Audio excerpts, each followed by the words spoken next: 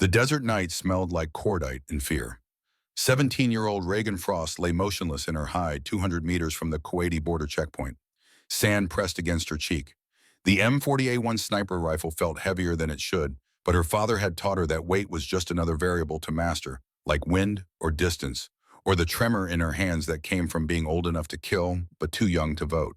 Through the scope, she counted 8 Iraqi soldiers moving through the checkpoint ruins.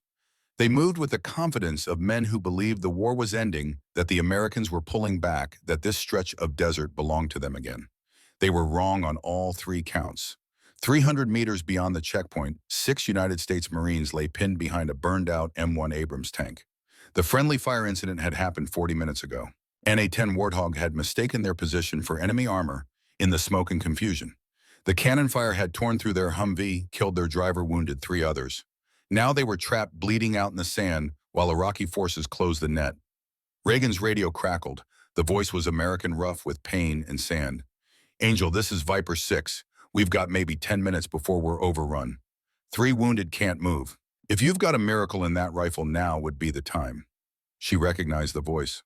Corporal Declan Hartley, 31 years old, Force Recon Marine. Her father had worked with him during the El Salvador operation 6 years ago, back when Reagan was learning algebra and her father was teaching death. Reagan keyed her radio once. No words, just acknowledgement. Her father's voice played in her memory like a recording worn smooth by repetition. Patience beats aggression every time. Let them think they've won, then take that belief away. The first Iraqi soldier stepped into her crosshairs at 0237 hours. Reagan exhaled slowly, let her heartbeat settle into the rhythm her father had drilled into her since she was 12 years old.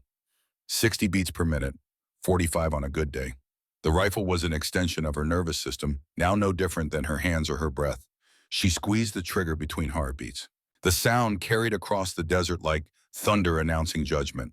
The soldier dropped without a sound, a red mist where his head had been. The others scattered, confusion spreading like wildfire. They didn't know where the shot had come from. The night swallowed sound, and distance made the invisible sniper into something supernatural. Reagan worked the bolt, smooth, mechanical, emotionless. The second shot took the radio man as he reached for his handset.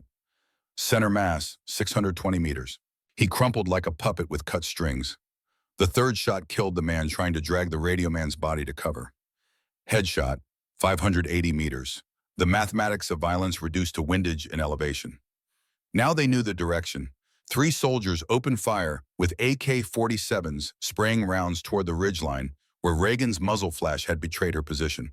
But they were shooting at shadows and assumptions. She'd already shifted 15 meters to her secondary position, moving through the sand like water, the way her father had taught her to flow between hides without disturbing the desert's natural rhythms. The fourth shot punched through the chest of the man carrying the RPG. The rocket launcher fell from his hands unfired. Reagan tracked it falling in slow motion through her scope, watched it hit the sand, watched the remaining soldiers realize they'd lost their only heavy weapon. They broke. Panic was contagious in combat. Reagan had learned that in training, shooting targets that bled red paint and fell down when you hit them right. But this was different.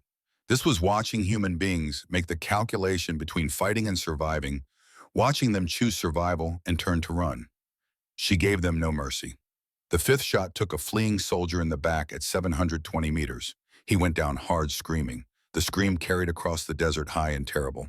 The 6th shot silenced him. The remaining 2 soldiers made it almost 50 meters before Reagan's 7th and 8th shots ended their retreat. Both headshots, both clean, both permanent. Silence returned to the desert like a guest who'd never really left. Reagan stayed in her hide for another 90 seconds, scanning for additional threats.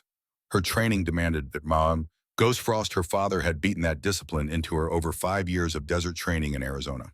Never assume the job is finished. Dead men have killed the careless. The radio crackled again. "Angel, this is Viper 6. Hostile contact eliminated." Jesus Christ. 8 targets, 8 kills. Who the hell are you? Reagan didn't answer. She broke down her hide with practiced efficiency, erasing evidence of her presence. The M40A1 went into its drag bag. The empty brass casings went into her pocket. Even her body's impression in the sand got smoothed away with a dead branch. She moved toward the checkpoint like a ghost keeping an appointment with the living. The Marines had dragged their wounded behind the tank's hulk. Reagan approached from the east, staying low, her movements economical. She'd learned long ago that wasted motion was just another way to get killed. Hartley saw her first. He was applying pressure to another Marine's chest wound with hands that trembled from blood loss and adrenaline depletion. His right leg was torn up from shrapnel field dressing, already soaked through. He stared at Reagan like she was a hallucination, something the desert heat and blood loss had conjured. "You're a kid." Reagan knelt beside the wounded Marine without responding. Sergeant Marcus Brennan, 26 years old, sucking chest wound, the kind that killed you in stages if you didn't know what you were doing. She knew what she was doing. Her aid bag came out smooth and fast, chest seal, hemostatic gauze, pressure bandages. The supplies were civilian-grade, nothing military issue. Her father had told her that deniable assets didn't carry anything that could trace back to the American government. "You're just a kid," Hartley said again. His voice carried shock wrapped in disbelief. Reagan worked without speaking. She cleaned the wound, applied the chest seal during Brennan's exhalation, checked for tension, pneumothorax. The Marine's breathing was labored but stable. He'd live if they got him to a field hospital in the next 2 hours. "What's your name?" Hartley asked. Reagan looked at him for exactly 2 seconds. Her eyes were gray like winter storms old beyond their 17 years. Then she went back to treating Brennan's wound. "They call her Angel," one of the other Marines said. He was applying a tourniquet to his own leg with shaking hands. "I heard the officers talking. CIA asset off the books. She's not supposed to exist." "Angels are supposed to have wings," Hartley said. His words were starting to slur. Blood loss and shock making decisions his brain couldn't override. "You're just a kid with a rifle." Reagan finished treating Brennan and moved to Hartley. His leg wound was worse than he'd admitted. The shrapnel had torn through the femoral region, missed the artery by maybe 2 centimeters. Luck and anatomy were the only reasons he wasn't already dead. She worked fast, cleaned the wound, packed it with combat gauze, applied pressure until the bleeding slowed to something manageable. "Your father teach you that?" Hartley asked. His eyes were starting to glaze. Reagan met his gaze again. "Everything." It was the only word she spoke that night. The medevac helicopter arrived 13 minutes later. The distinctive thump of rotor blades cutting through desert air sounded like salvation, arriving late but arriving nonetheless. Reagan helped load the wounded Marines onto the bird, her movements efficient and forgettable. As the helicopter lifted off, Hartley reached out, grabbed her wrist with what remained of his strength. "Thank you, Angel." Reagan pulled free without responding. She watched the helicopter disappear into the night sky carrying 6 Marines who would live to see morning because she'd been patient enough to let 8 men die. By the time the sun rose over Kuwait, she was gone. No footprints. No evidence. Just another ghost story the Marines would tell each other over beers years later, wondering if she'd been real or just something the desert had dreamed up to balance the scales. The after-action report classified the engagement as hostile contact, 8 enemy, KYA 0 friendly casualties. There was no mention of Angel, no mention of the 17-year-old girl who'd killed 8 men before she was old enough to buy cigarettes. Reagan Frost disappeared back into the cover story her father had built for her, just another contractor's daughter, living on the military installation, invisible in plain sight. 3 months later, the official notification arrived at the Frost residence in Kingman, Arizona. William Ghost Frost, civilian contractor, killed in action during classified operations in Kuwait. Body unrecoverable. Condolences from a grateful nation. Reagan read the notification twice, then filed it in the box with all the other lies her father had told to keep her safe. She knew he wasn't dead. The notification was just another layer of cover, another piece of the story they'd built together. Ghost Frost had taught her that the best way to disappear was to die publicly and live privately. But she wouldn't see him again for 33 years. And when she finally did, he wouldn't remember who she was. Camp Lejeune, North Carolina, August 2024, the enlisted mess hall smelled like industrial cleaning solution, fighting a losing battle against decades of accumulated grease and the particular desperation of government-issue food trying to pass for nutrition. Reagan Frost sat alone at a corner table, back to the wall, eyes tracking every entrance and exit without appearing to track anything at all. 29 years old now, lean and wire-tight with sun-darkened skin that spoke of deployments to places where shade was a luxury and air conditioning was something you remembered from before. Her Navy working uniform Type 3 digital pattern marked her as something other than Marina squid among jarheads perpetually out of place in spaces the Marines considered their exclusive territory. The dive watch on her left wrist had a crystal so scratched it was nearly opaque. She'd worn it in Kuwait when she was 17, worn it in Somalia when she was 19, Worn it in Bosnia, Iraq, Afghanistan, Syria, Yemen. Worn it through 12 years of operations that didn't officially exist in places the American government would deny with a straight face if anyone ever asked. The watch kept perfect time. That was all that mattered. Reagan ate mechanically. Fork to mouth, chew, swallow, repeat. Food was fuel. The baked chicken was dry. The green beans were overcooked.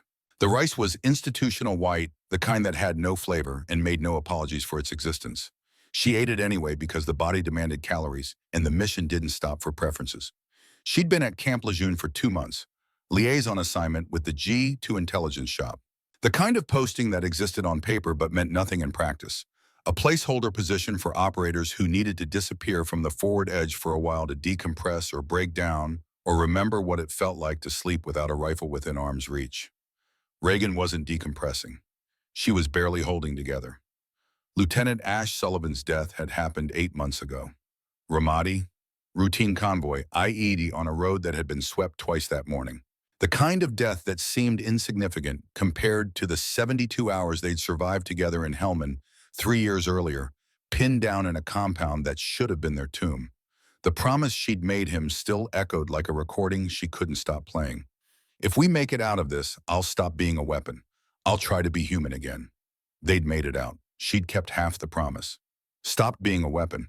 But being human was harder than she'd expected. Turned out you couldn't just flip a switch and rewire 12 years of training that had made threat assessment and violence calculation into unconscious reflexes. The mess hall was loud, silverware scraping plates, conversations overlapping in that peculiar military white noise, boots scuffing on floors that never looked clean no matter how much bleach got poured on them. 173 people in the space. Reagan had counted them without thinking about counting them. 47 Marines, 18 sailors, 3 civilian contractors.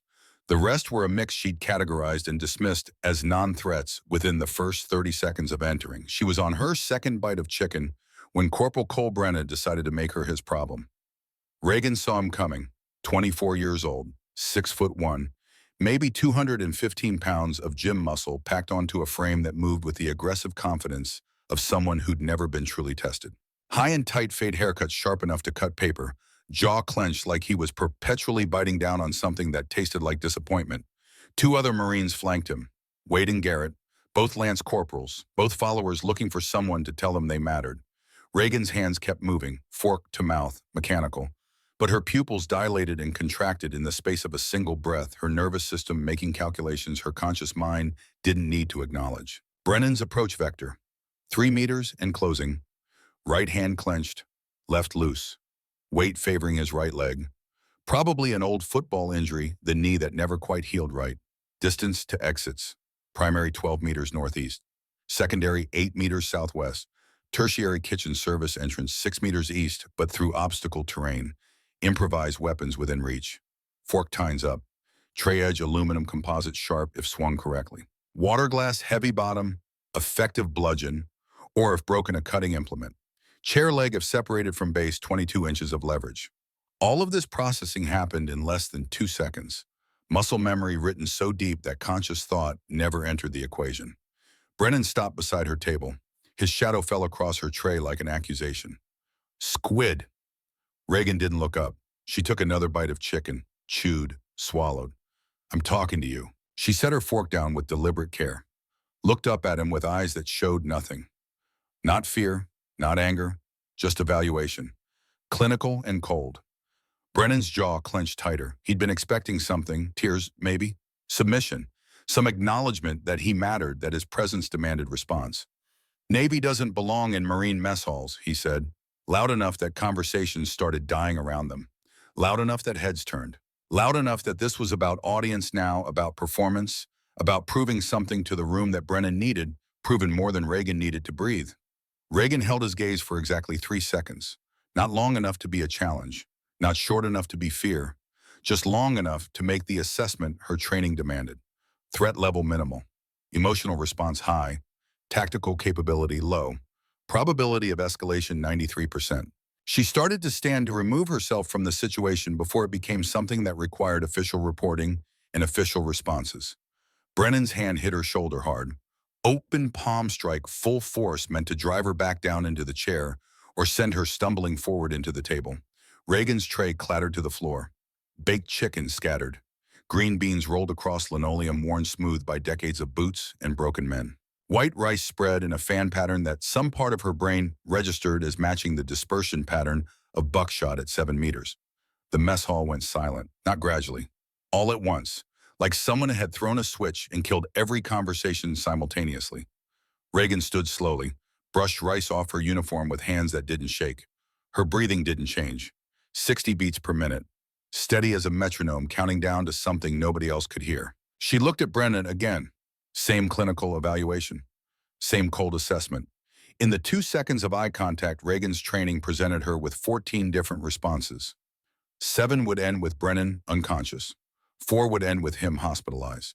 3 would end with permanent damage that would require medical discharge. She chose option 15, the one her father had never taught her because Ghost Frost had believed that walking away was just another way of dying slowly. Reagan turned and walked out, boots measured on tile, shoulders square, back straight, the kind of control that suggested violence wasn't something foreign to her, just something she was actively choosing not to employ. The mess hall stayed quiet for another 5 seconds after she left. Then the noise returned, but muted, subdued, wrong. Like everyone recognized they'd just witnessed something they didn't understand, something that lived in the space between what happened and what could have happened. Brennan stood there with his fists still clenched, waiting for validation that didn't come. His boys, Wade and Garrett, looked at him with expressions that suggested the victory didn't feel like winning. From across the mess hall, Master Gunnery Sergeant Declan Hartley watched it all with eyes that had seen 33 years of this particular pattern play out in dozens of mess halls across 3 decades of service. He recognized something in the way Reagan moved, the situational awareness, the economy of motion, the way she'd scanned the entire room before sitting down, choosing the corner table with her back to the wall, the table that gave her lines of sight to every entrance and exit. That wasn't training. That was something else, something earned in places where mistakes got you killed. Hartley stood slowly, his 64-year-old knees protesting the movement. He'd taken shrapnel in the right leg 33 years ago in Kuwait. Friendly fire from an A-10 that had mistaken his position for enemy armor. The wound had healed, but the memory hadn't. Neither had the image of a 17-year-old girl with gray eyes treating his wounds, while 8 dead Iraqi soldiers cooled in the desert night. He'd spent 33 years wondering if she'd been real or just something the blood loss and morphine had conjured. Wondering if the CIA really deployed teenage girls with sniper rifles. Wondering if Angel had been a call sign or a description. Now he was looking at Petty Officer First Class Reagan Frost walking out of the mess hall with that same economy of movement, that same dangerous calm, and Hartley felt something cold settle in his gut. Not concern for her, concern for what happened next. Because in his experience, people who moved like that only tolerated so much before they stopped tolerating anything at all. Hartley left his tray on the table and followed Reagan out. He didn't hurry, didn't draw attention. Just moved with the steady purpose of a man who'd learned long ago that the most important conversations happened in the spaces between official duties. He found her outside behind the mess hall, standing in the narrow alley between buildings where Marines went to smoke cigarettes and Marines went to hide from responsibilities they couldn't face. She wasn't smoking, just standing there with her hands at her sides, staring at the brick wall like it held answers to questions she hadn't asked yet. Petty Officer Frost. Reagan turned. Her hand moved toward her waistband before conscious thought could stop it. Combat reflex reaching for a sidearm that wasn't there because she wasn't deployed, and this was North Carolina, not Helmand. She caught herself, forced her hand back to her side. Hartley saw it, cataloged it, added it to the growing list of data points that suggested Reagan Frost was more than her service record claimed. Master Guns. Her voice was steady, professional, empty of everything except the bare minimum required for military courtesy. That was restrained, Hartley said. Most people would have responded differently. Most people aren't trying to keep promises to dead men. The words came out flat, factual, like she was reading from a report instead of talking about something that mattered. Hartley nodded slowly. I saw what you didn't do in there. That takes more discipline than what you could have done. Reagan didn't respond, just kept looking at him with those gray eyes that were too old for 29 eyes, that had seen things Hartley recognized because he'd seen some of the same things in different deserts under different circumstances. Kuwait, Hartley said, January 29th, 1991. Friendly fire incident. A 10 strafed our position. 8 Iraqi soldiers closing on our location. Then they weren't closing anymore. 8 shots, 8 kills. We called the sniper Angel. Reagan's expression didn't change, but something in her eyes shifted. Not surprise, more like resignation. Like she'd known this conversation was coming eventually and had just been waiting for the calendar to catch up. I don't know what you're talking about, Master Guns. Yeah, Hartley said. You do. I've spent 33 years wondering if you were real. Wondering if the CIA really sent a kid to save my life. Wondering what kind of father teaches his daughter to kill like that. The kind who wanted her to survive, Reagan said. The words came out sharp, defensive. The first emotion she'd shown since walking out of the mess hall. Hartley held up one hand. I'm not judging. Your father was Ghost Frost. I worked with him in El Salvador 85 through 87. Best combat instructor I ever met. He talked about you sometimes. Said he was teaching his daughter everything he knew. I thought he meant self-defense. Didn't realize he meant everything. Reagan was quiet for a long moment. When she spoke again, her voice had lost the defensive edge. Just tired now. Bone-deep exhaustion that came from carrying weight that never got lighter. Ghost is dead, has been for 5 years. What he taught me doesn't matter anymore. It matters to the 6 Marines whose lives you saved in Kuwait. It matters to the Rangers you pulled out of Mogadishu in '93. It matters to every operator who worked with Angel over the past 12 years and came home because you were watching their backs. Reagan's hand started to tremble, barely visible, just enough that Hartley saw it and understood what it meant. Not fear. The effort required to maintain control when every operational instinct screamed at her to respond, to move, to do something other than stand there and let the past catch up with the present.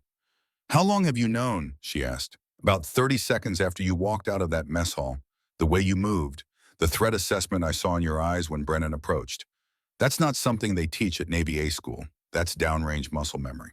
Hartley reached into his pocket, pulled out a folded photograph. The edges were worn soft from 3 decades of handling. He unfolded it carefully, held it out to Reagan. The photo showed 6 Marines behind the burned hulk of an M1 Abrams tank. Kuwait. Night vision photography, the image grainy and greenish. 5 faces visible. 1 figure in the background, kneeling beside a wounded Marine face turned away from the camera. I carried this for 33 years, Hartley said. Never could make out your face. But I remembered your eyes. Gray like winter storms. Old eyes. 17-year-old kid with eyes that had already seen too much. Reagan took the photo, stared at it for a long time. When she handed it back, her hands had stopped trembling. That girl died in Kuwait, Master Guns. What's standing here now is just someone trying to honor a promise to a dead SEAL. Lieutenant Ash Sullivan, Hartley said. I read the casualty report. Ramadi, IED, I'm sorry. Sorry doesn't bring him back. No, but teaching the next generation how to survive might honor his memory better than hiding from what you can do. Reagan looked at him sharply. I'm not hiding. I'm trying to be something other than a weapon. Weapons don't choose their targets, Hartley said. Teachers do. Big difference. Before Reagan could respond, Hartley's phone buzzed. He glanced at it, his expression shifting from thoughtful to something harder, more focused.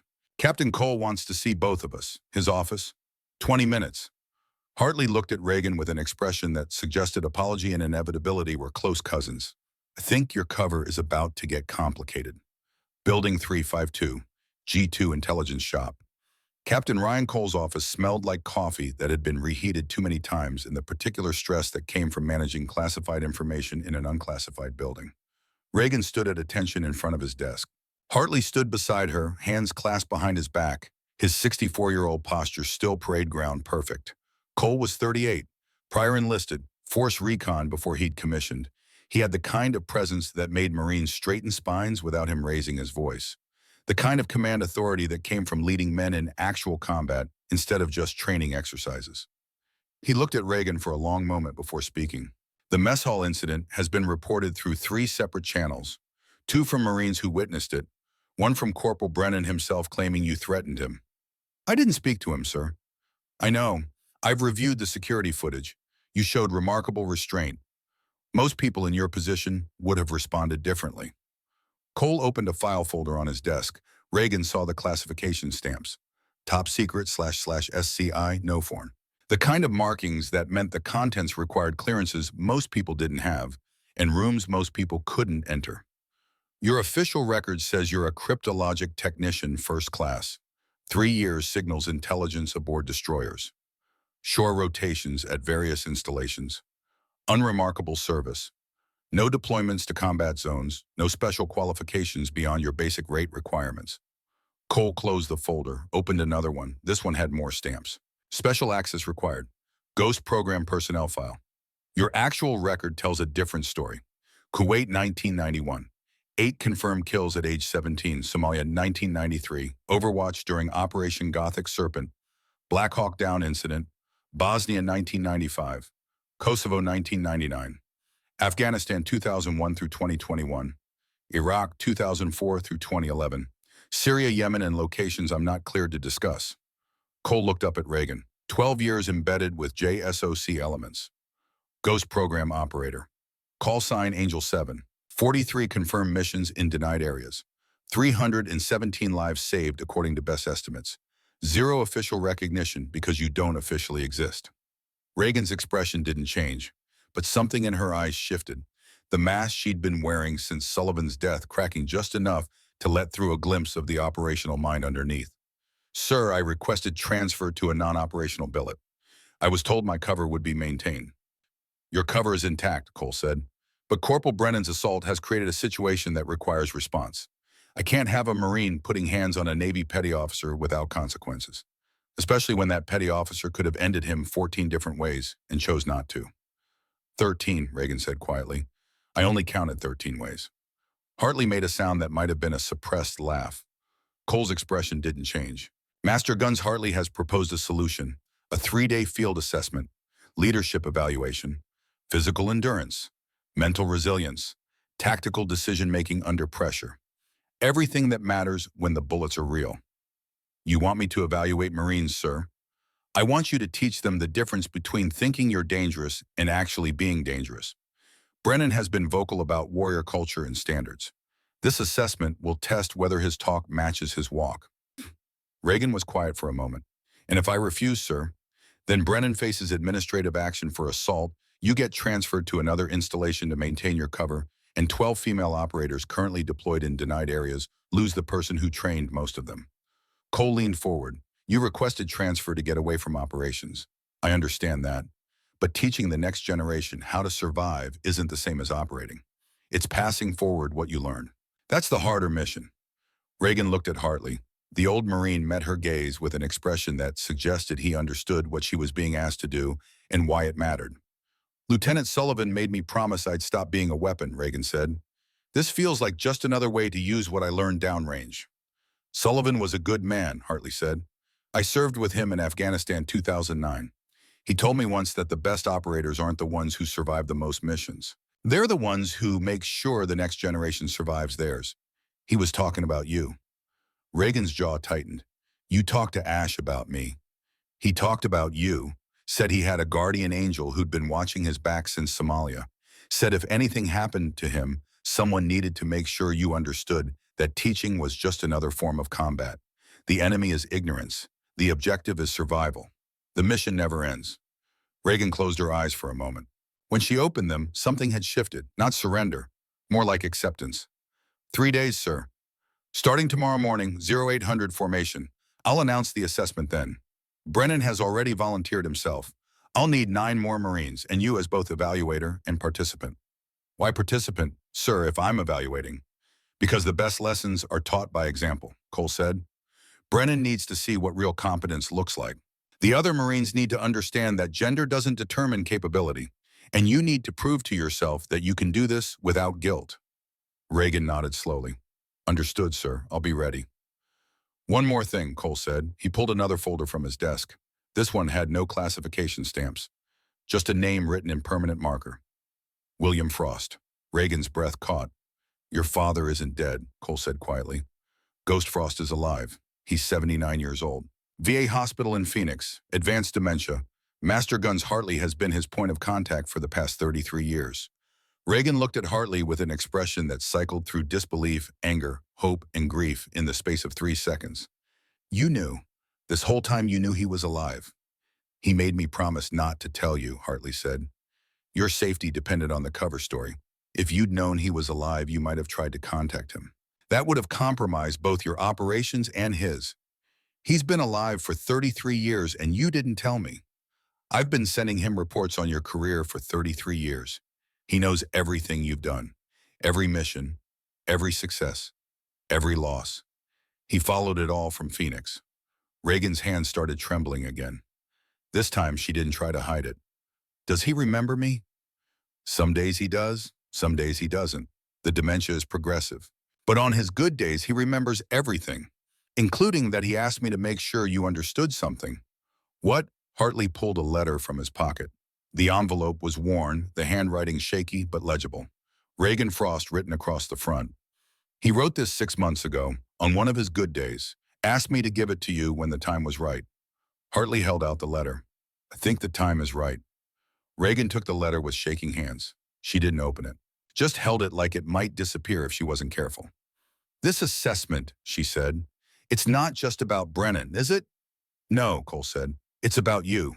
Hartley thinks you're ready to transition from operator to instructor. I agree, but you need to prove it to yourself first. 3 days. Show these Marines what you can do. Then decide if teaching is worth doing. Reagan looked down at the letter in her hands, her father's handwriting. Proof that he'd been alive all this time, watching from a distance, unable to break cover even when the missions ended, and the wars moved on without him. I'll do the assessment, she said, but after that I'm going to Phoenix, to see him, before the dementia takes the rest. Agreed, Cole said. After the assessment, you'll have 2 weeks leave. Hartley will go with you. He knows Ghost better than anyone else alive. Reagan nodded. She tucked the letter carefully into her pocket next to her heart, where the weight of it would remind her that some debts transcended death and some promises outlasted the people who made them. Dismissed, Cole said. Reagan and Hartley left the office together.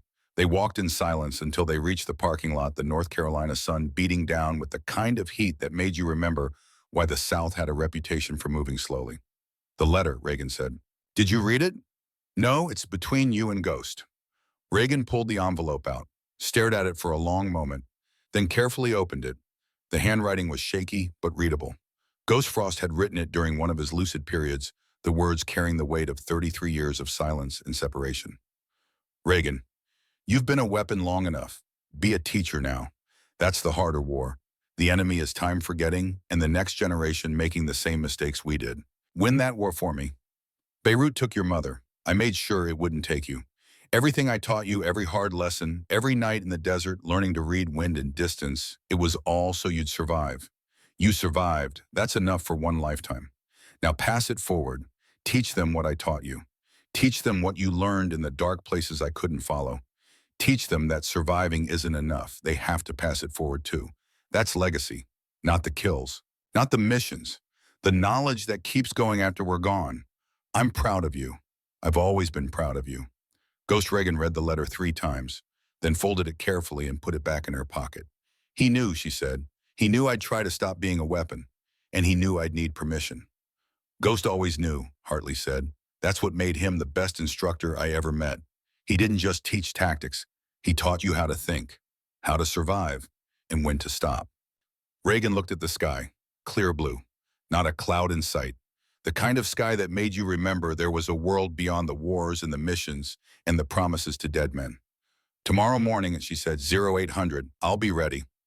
I know you will, Hartley said. You've been ready since you were 17. You just needed someone to tell you it was okay to use that readiness in a different way. Reagan walked to her barracks alone. She had a letter to read again, a promise to keep, and a 3-day assessment that would determine whether the weapon could become the teacher. The sun was setting over Camp Lejeune when she finally opened the letter one more time and whispered to the ghost of the man who'd taught her everything. I'll pass it forward, Dad, I promise. And Reagan Frost kept her promises, even the ones that hurt, especially the ones that hurt. The formation assembled at 0800 on a Thursday morning that came in cool and overcast. August in North Carolina carried a particular quality of humidity that made breathing feel like drowning slowly in air that had given up pretending to be breathable. 140 Marines stood in ranks on the company parade deck, boots aligned, spine straight, eyes forward. The assembled mass of enlisted personnel waiting to hear why their Thursday morning PT had been replaced with a company formation that nobody had been briefed on, and everyone suspected meant someone's career was about to end badly. Reagan stood in the back rank wearing her Navy working uniform Type 3. The blue-gray digital pattern marked her as different, other, the squid among jarheads. She kept her face neutral, shoulders squared, hands at her sides. Everything about her posture said she was just another body in formation. Nothing special, nothing worth noticing. But Captain Cole noticed. His eyes found her immediately when he turned to address the company, settling on her with an expression that suggested he knew something nobody else did and was about to make that knowledge everyone's problem. Cole paced in front of the formation with his hands clasped behind his back. 38 years old, but moving like someone older, carrying the accumulated weight of decisions made in places where wrong answers got people killed. Prior enlisted, Force Recon, the kind of officer who'd earned his commission through blood and time instead of college applications and family connections. Certain behaviors have come to my attention, Cole said. His voice carried across the formation without him raising it. Command presence earned through leading men who trusted you to keep them alive. Behaviors that violate basic standards of discipline and respect. Behaviors that would get people killed in combat and embarrass this company and garrison. The formation stayed silent. Nobody fidgeted, nobody coughed. When Captain Cole talked, you listened. Those behaviors will be addressed through immediate action. Starting now, we're conducting a compressed 3-day field assessment, leadership evaluation. You'll be tested on everything from land navigation to tactical decision-making under pressure, combat casualty care, small unit leadership, physical endurance, mental resilience. Murmurs rippled through the ranks, quickly suppressed but present. 3-day assessments weren't normal. 3-day assessments meant something had gone wrong and someone was about to pay for it. Results will become part of your permanent service records, Cole continued. They will influence future assignments, promotions, schools, everything that matters to your career. He paused, let the words settle like dust after an explosion. I expect Corporal Cole Brennan to volunteer, given how vocal he's been about standards and warrior culture. Every head in the formation turned slightly, not obviously, just enough, looking for Brennan. He stood 3 ranks forward, 2 positions left. His face flushed red, jaw clenched, fists balled at his sides. He couldn't back down, not in front of the entire company, not after everything he'd said about being a warrior, about standards, about how some people didn't belong. Yes, sir, Brennan said, voice tight like wire pulled to breaking. I volunteer. Outstanding, Cole said. I need 9 more volunteers. Senior lance corporals, junior NCOs, anyone who thinks they're ready to prove what they're worth. 7 Marines stepped forward immediately. The kind who were always first to volunteer because they believed in testing themselves or because they were too stupid to know better. The line between courage and ignorance was thinner than most people admitted. Cole scanned the remaining ranks. Then his eyes settled on Reagan again. Deliberate, calculated. I'm also specifically requesting Petty Officer First Class Reagan Frost participate as both evaluator and participant. The formation went dead silent. Not the kind of silence that comes from discipline, the kind that comes from confusion. Navy petty officers didn't participate in Marine leadership assessments. Navy petty officers sure as hell didn't evaluate them. Her personnel file indicates instructor-level qualifications in small unit tactics from previous joint training assignments, Cole said. The way he emphasized previous joint training sounded casual, but Reagan heard the code underneath. He'd read her real file, not the cover story. The actual service record that required special clearances to access. Reagan stepped forward without hesitation, kept her face neutral, even though her heart rate had kicked up 20 beats per minute. Aye, sir. Brennan's face had gone from red to white, like someone had opened a valve and drained all the blood out. He stared at Reagan with an expression that cycled between anger and something closer to fear, like some part of his primitive brain had just realized he'd made a terrible mistake, but his conscious mind hadn't caught up yet. Cole dismissed the formation, told everyone except the 10 volunteers to return to their normal duties. The assessment would begin immediately. Full combat load, 12-mile tactical movement with simulated casualties. Then it got harder from there. Staff Sergeant Marcus Hayes and Gunnery Sergeant Leon Vance fell in as evaluators. Hayes was the combat engineer who'd watched Reagan leave the mess hall with that look in his eyes that had said he knew something nobody else did. Vance was former Marine Special Operations Command, the kind of squared-away gunnery sergeant who'd forgotten more about combat than most Marines would ever learn. They both looked at Reagan with expressions that were carefully neutral. The kind of neutrality that suggested they were reserving judgment, but had suspicions they weren't ready to voice. The 10 volunteers formed up. Brennan stood at the front, chest inflated, trying to look confident. 2 of his usual crew, Wade and Garrett, flanked him. They'd laughed when he'd shoved Reagan in the mess hall. They weren't laughing now. They looked nervous. Reagan stood near the back. She'd cinched her pack down tight, adjusted her load-bearing vest, checked her boots. Everything done with the kind of practiced efficiency that suggested she'd done this before many times in places where getting your gear right meant the difference between mission success and body bags. Master Gunnery Sergeant Hartley appeared from the company office. 64 years old, but still moving like a man who remembered what it felt like to hump a ruck across hostile terrain when every step mattered and quitting meant dying. Listen up, Hartley said. This assessment starts now and doesn't stop for 3 days. You will be evaluated on every decision you make, every word you speak, every action you take. Your performance will determine whether you're qualified to lead Marines in combat or whether you're just good at talking about combat. He looked directly at Brennan. Let the silence stretch. Move out. The 12-mile road cut across varied terrain. Paved road for the first 2 miles, then dirt trail through pine forest, then no trail at all. Just sandy soil that shifted under boots and made every step cost more energy than it should. Brennan immediately set a hard pace. Aggressive, trying to establish dominance through speed. His 2 crew members kept up. The other Marines fell in behind, settling into the rhythm of the hump, the familiar misery of carrying weight across distance. Reagan stayed in the middle of the pack, not leading, not falling behind, just moving with that efficient economy of motion that came from carrying weight across hostile terrain where speed mattered, but endurance mattered more. Her breathing stayed steady, 60 beats per minute, same rhythm her father had drilled into her when she was 12 years old running the Arizona desert with a weighted pack, while Ghost Frost followed in a truck timing her splits and cataloging her mistakes. By mile 4, the terrain had transitioned from trail to pure backcountry, pine forest and sandy soil. The temperature was climbing, humidity building, sweat soaked through uniforms, pack straps dug into shoulders.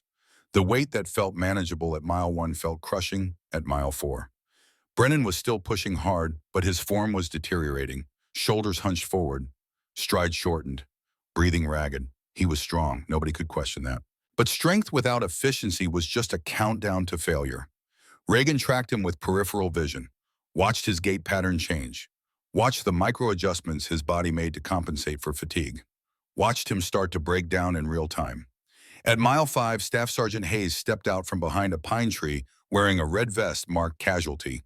IED strike, Hayes announced. His voice carried the flat authority of someone who'd seen real IED strikes and knew the difference between simulation and survival. 2 wounded, 1 critical, 1 deambulatory. Limited time before follow-on attack. What do you do? Brennan rushed forward immediately. Tried to perform a fireman's carry on Hayes. Wrong technique, wrong application. He was treating this like a gym exercise instead of a tactical problem. No consideration for whether moving the casualty would worsen injuries. No assessment of the tactical situation. No security established. He was gassing out. You could see it in the way his legs trembled, the way he had to set Hayes down after 20 meters because his strength was failing. Reagan watched for 10 seconds, then stepped forward. Permission to demonstrate proper tactical casualty drag, Staff Sergeant. Hayes looked at her, then at Hartley, who was observing from 30 meters back. Hartley nodded once. Proceed, Petty Officer. Reagan knelt beside Hayes. When she spoke, her voice was calm, instructional, the tone of someone who'd done this for real when the casualty was actually bleeding and the follow-on attack was actually coming. In a real IED, strike you assume secondary devices or enemy observation. Speed matters, but so does technique. Her hands moved as she talked, demonstrating without rushing. First priority is move the casualty to cover, not carry, drag. Preserves the spine, protects the airway, and you can do it when you're exhausted. She demonstrated, grabbed Hayes' load-bearing vest by the drag handle, kept low, pulled him 20 meters to a depression behind a fallen log that provided cover and concealment. The whole movement took 15 seconds. Smooth, controlled, no wasted energy. Second priority is assessment, Reagan continued. Check breathing. Check massive hemorrhage. Check for tension pneumothorax. In that order. Everything else waits. Hayes was watching her with narrowed eyes. So was Gunnery Sergeant Vance. They recognized something in her movements, something that went beyond training. This was muscle memory, operational experience, the kind that only came from doing it for real when mistakes meant death. This technique kept a Marine alive in Kuwait, 1991, Reagan said. Her voice hadn't changed, but something in her eyes had. Remembering. Sucking chest wound, friendly fire. I held pressure for 40 minutes until medevac arrived. He survived because the drag didn't worsen the injury and the treatment was immediate. Hartley stepped forward, his voice carried across the training area with the weight of 33 years. That Marine was me. I was 31. The person treating me was 17 years old. The volunteers went silent, staring, processing. Brennan looked like he'd been punched in the stomach and was still trying to figure out which direction the hit had come from. Hartley let the silence stretch. Then, continue movement. They continued. Mile 6, mile 7. The second Marine dropped out. Heat casualty. He'd been pushing too hard trying to keep up with Brennan's aggressive pace, and his body had quit. They left him with water and a safety observer and kept moving. By mile 8, Brennan's form was completely broken. He was survival shuffling now, just putting one foot in front of the other through sheer stubborn refusal to quit. His crew members weren't much better. Wade was still functional but struggling. Garrett looked like he was about to vomit. Reagan hadn't changed pace once, hadn't altered her breathing, hadn't adjusted her stride. She moved like someone who'd done this, carrying heavier loads across worse terrain in places where falling behind meant getting left behind permanently. At mile 10, the third Marine dropped, then the fourth. Bodies don't negotiate. When they're done, they're done. By mile 12, only 6 of the original 10 were still functional. Brennan finished barely, bent over with his hands on his knees, dry heaving, looking like death warmed over and then cooled back down. His crew members collapsed on the ground. 3 other Marines were in similar shape. Reagan walked across the finish line looking like she was ready for another 12 miles. She found shade, drank water with measured sips, stretched methodically, waited. Hayes walked over to Vance. They stood close enough that their conversation wouldn't carry, but Reagan could read their body language. The way Hayes gestured, the way Vance nodded slowly, the way they both looked back at her with expressions that had shifted from evaluation to recognition. They knew, or at least they suspected. You didn't move like that without operational experience. You didn't maintain that kind of efficiency without having done it in places where movement was real and consequences were permanent. Hartley gave them 15 minutes to hydrate and recover. Then he announced the next evolution: tactical problem solving, building clearance, limited intelligence. You'll need to plan and execute. This is where things get interesting. Building 1134 was a concrete structure left over from the 1960s, built for urban combat training before the Marine Corps realized that Iraq and Afghanistan didn't look anything like the training facilities they'd constructed during the Cold War. 3 stories, multiple rooms, narrow corridors, the kind of environment where everything could go wrong in the span of a single heartbeat. Brennan immediately tried to take charge. He was standing now, still breathing hard, but trying to project authority through volume and confidence. Okay, listen up. We need to move fast. Speed and aggression. That's how you win. He started issuing orders based on action movies instead of doctrine. Reagan recognized the pattern. She'd seen it before in young operators who confused Hollywood with reality, who thought violence was about volume instead of precision. We rush the door. I go first. Wade, you're behind me. Everyone else follows close. We flood the room, overwhelm any threats through violence of action.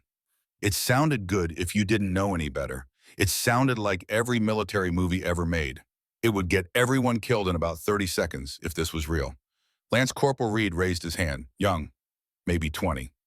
Smart enough to ask questions. What about fatal funnels? What about them? Brennan shot back, defensive, his ego interpreting questions as challenges. Doorways are fatal funnels. We stack up outside the door, we're bunched. One grenade kills everyone. We rush through the door, we're silhouetted, makes us easy targets. Brennan waved him off with the kind of dismissive gesture that revealed more about his insecurity than his confidence. Speed negates that. We move too fast for them to react. Reagan watched this disaster develop for 2 minutes. Watched Brennan ignore basic tactical principles. Watched him treat this like a Hollywood sequence instead of a doctrinal problem with doctrinal solutions. She could let it play out. Let him fail. Let the simulation prove what words couldn't teach. But that wasn't why she was here. Hartley had made that clear. This wasn't about letting Brennan fail. This was about showing him what success looked like so he could build toward it. May I make a recommendation, Staff Sergeant? Reagan said, looking at Hayes. Hayes glanced at Hartley. Hartley nodded. Permission granted through gesture. Proceed, Petty Officer. Reagan found a clear patch of dirt, used a stick to sketch the building layout they'd been given.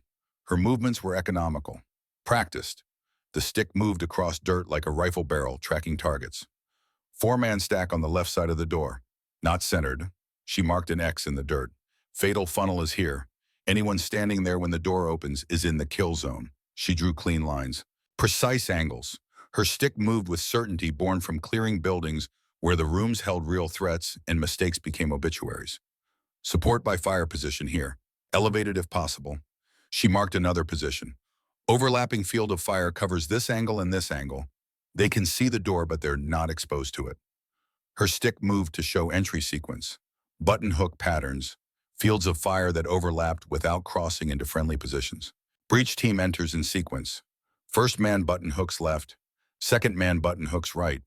Never cross the center of the doorway. That's the fatal funnel. You clear corners first. Weapons up. Verbal communication. Clear left. Clear right. Everyone knows the status. She referenced Marine Corps Warfighting Publication 3-35.3 from memory. Page numbers. Section headings. Specific techniques that she'd used in Bosnia and Iraq and Afghanistan when the buildings were real and the clearing had consequences. This is progressive clearing. Room to hallway to next room. You maintain security throughout. You don't rush. You move with purpose, but you don't sacrifice security for speed because speed gets you killed. She explained angles of attack, overlapping fields of fire, how to minimize exposure while maximizing coverage, how to communicate without compromising the element of surprise, how to think 3 steps ahead because the enemy was thinking 2 steps ahead and the person who thought furthest won. Fatal funnels killed 220 Marines in Beirut 1983. Reagan's voice didn't waver, but her eyes had gone somewhere else, somewhere dark. 1 truck bomb, 1 building. My mother died in that barracks. She looked at the assembled Marines, at Brennan specifically. My father spent the next 18 hours pulling bodies out of rubble. Most weren't whole. He spent the rest of his life teaching me not to repeat that mistake. She tapped the X she'd marked for the fatal funnel. We don't repeat mistakes. That's what doctrine is for. That's what the manual exists to prevent. Every technique in that publication was written in someone's blood. We honor that blood by learning the lessons it paid for. When she finished, the dirt held a tactical plan that was textbook perfect. Not because it was complicated, because it was simple, because it prioritized the principles that mattered. Security, communication, progressive movement, all the things that kept people alive when buildings had bad guys inside them. Hayes looked at the sketch, looked at Reagan. His expression had shifted from neutral evaluation to something closer to respect. Execute Petty Officer Frost's plan. Brennan started to argue, but Hayes cut him off with a look that could have stripped paint. That's not a suggestion, Corporal. That's an order. They executed the plan. It worked flawlessly. The simulated building clearance happened with 0 simulated casualties. Movement was smooth, professional, lethal in the way that real operations were lethal through precision and discipline, not through volume and aggression. When they finished, Vance walked over to Hayes and said something quiet. Hayes nodded slowly. They both looked at Reagan with expressions that had moved from suspicion to certainty. She wasn't just trained, she was operational, and that changed everything. Hartley called a halt, gave them 30 minutes to eat and hydrate before the next evolution. Reagan sat alone under a pine tree working through an MRE that tasted like cardboard pressed into the shape of food and given up on flavor as a lost cause. She was halfway through the entree when Hayes approached. "Ma'am, can I ask you something?" Reagan looked up, set down her plastic spoon. "Staff Sergeant." Hayes sat down without being invited. His movements were careful, like he was approaching something fragile that might break if handled wrong. Mogadishu, October 1993. Black Hawk down. Reagan's expression didn't change, but something in her eyes shifted. Recognition. Memory. The weight of a name that carried 30 years of survivor's guilt. "There was a sniper," Hayes continued. His voice was steady, but his hands weren't. They shook like he was back in that market. "Call sign Angel. 3 shots, 800 meters, through windows we couldn't see into. Saved my squad when we were pinned in Bakara Market." He paused, looked at Reagan like he was seeing a ghost. "I was 19, Army Ranger. We were out of ammunition, out of options, Somali militia everywhere, RPGs, small arms fire. We were going to die in that market." Hayes' hands clenched into fists, relaxed, clenched again. Then 3 shots, 3 hostiles down, impossible angles. My squad leader said it was an angel watching over us. I thought he was being poetic, trying to keep morale up. He wasn't being poetic, Reagan said quietly. Hayes stared at her. I spent 30 years wondering if I imagined it, wondering if the person was even real.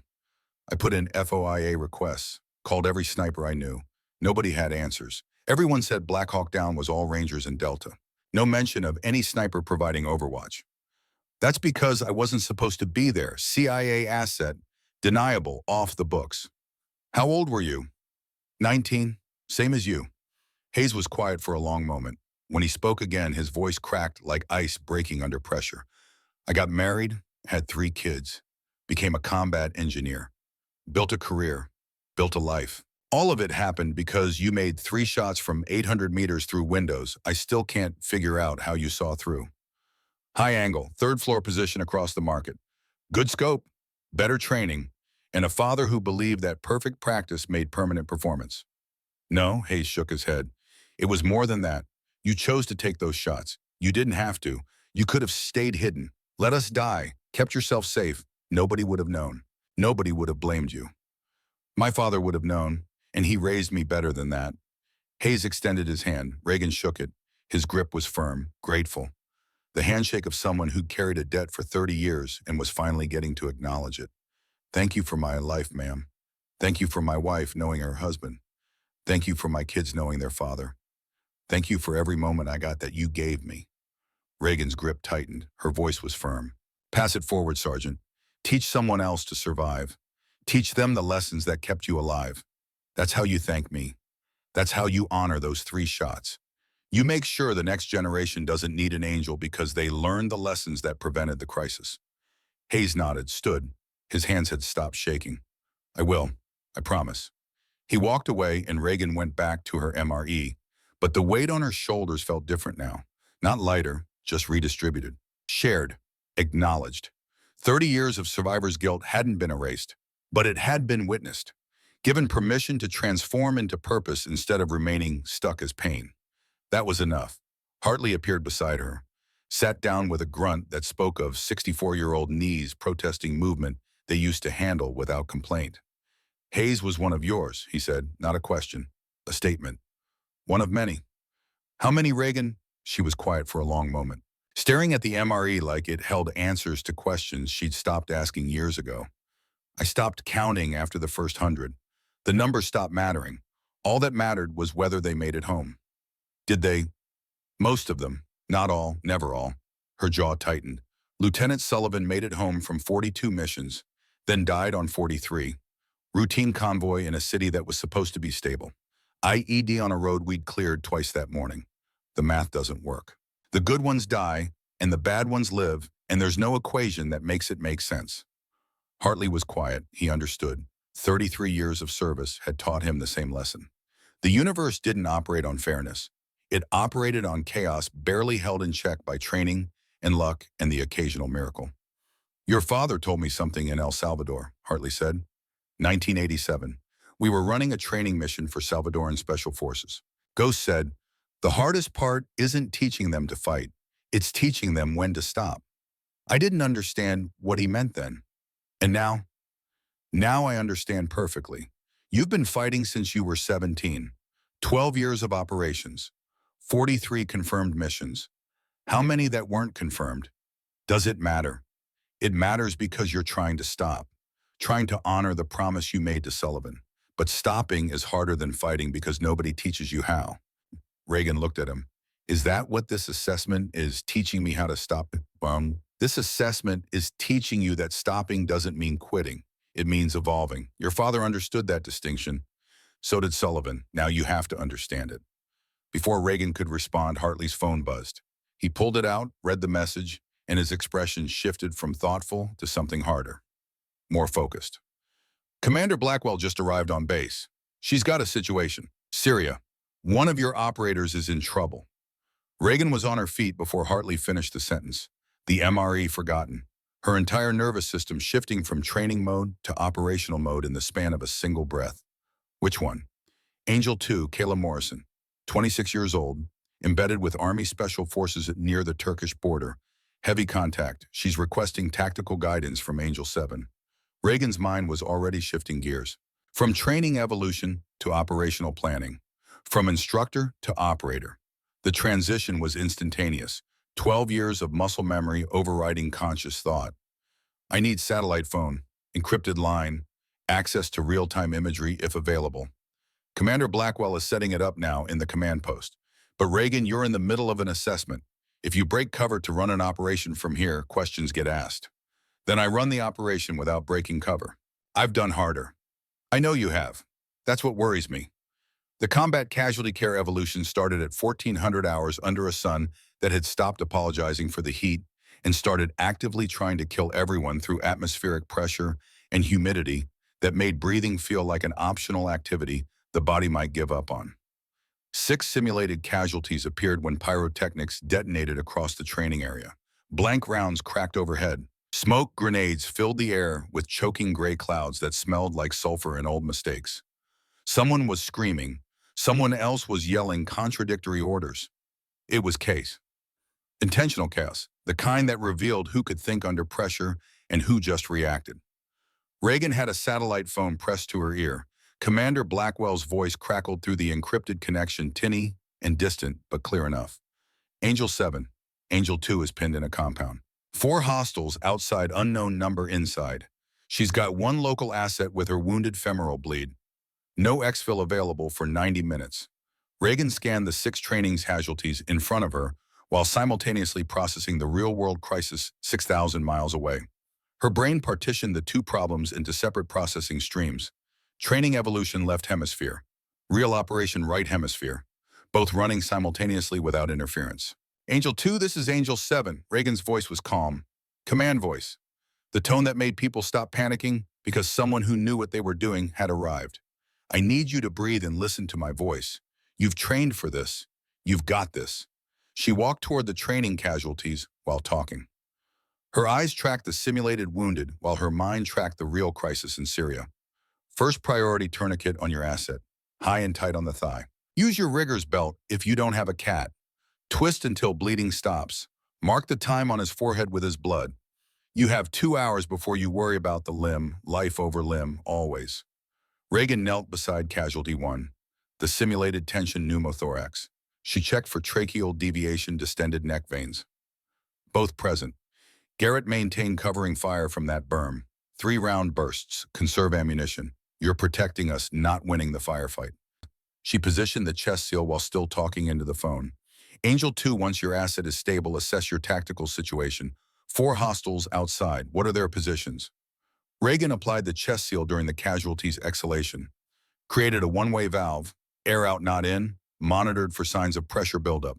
This is tension pneumothorax, she said to the watching Marines while simultaneously processing Angel 2's response about hostile positions. Air trapped in chest cavity, collapses the lung, compresses the heart. He dies in minutes without treatment. She smoothed the chest seal edges, checked the seal integrity. Brennan, you were going to apply this without checking for tension first. That would have killed him. Seal without decompression just adds more pressure. Basic tactical combat casualty care. Into the phone, Angel 2 Northeast hostile is your primary threat. He's got the angle on your position. Can you reach the window on the 2nd floor? Reagan moved to casualty 2. The femoral bleed. Wade had attempted a tourniquet but placed it wrong. Too low. Wouldn't stop arterial bleeding. Tourniquet goes here. She repositioned it. High and tight on the thigh. Above the wound, not on the wound. Tighten until bleeding stops completely. She twisted the windlass, counted the clicks, felt the resistance. Tightened 2 more clicks past where Wade had stopped. Yes, it hurts. He lives. That's the trade. She grabbed a marker, wrote on the casualty's forehead in large letters, 1420 hours.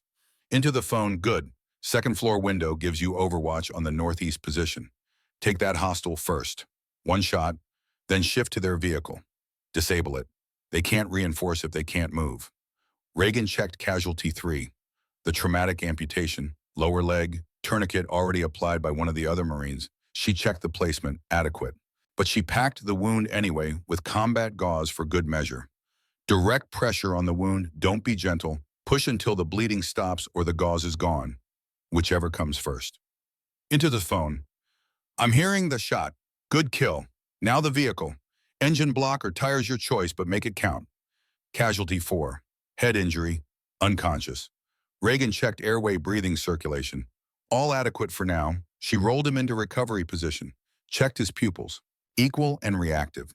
Good sign. Monitor responsiveness every 5 minutes. Check pupils.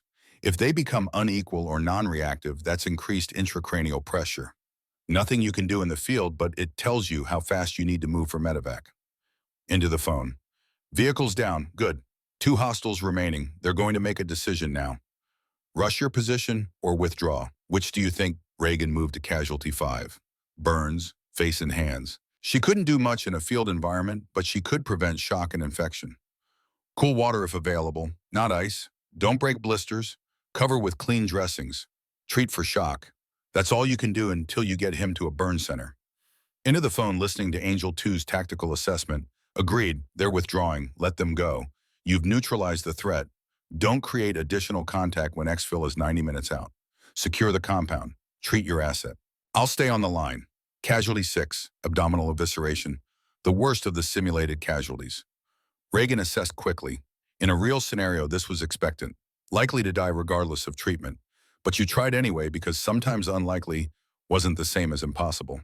Don't push the organs back in. Cover with moist dressing. Treat for shock. That's all you can do. In a real scenario, this Marine needs a surgeon in the next 30 minutes or he's dead. Your job is to buy him those 30 minutes. She set the phone down for a moment, looked at the assembled Marines who'd been watching her work. That's how you treat mass casualties under fire. You triage first, treat second. You prioritize by severity, not proximity. You never panic because panic kills more people than bullets. And you accept that sometimes your best isn't good enough and people die anyway. That's not failure, that's mathematics. Jim, the entire sequence had taken 4 minutes. All 6 casualties treated. All critical interventions performed correctly. And she'd done it while blank rounds cracked overhead and pyrotechnics detonated, and she was simultaneously coordinating a real operation in Syria through a satellite phone. Hayes and Vance were staring at her, not with evaluation in their eyes anymore, with something closer to awe mixed with recognition. They'd seen operational tempo before.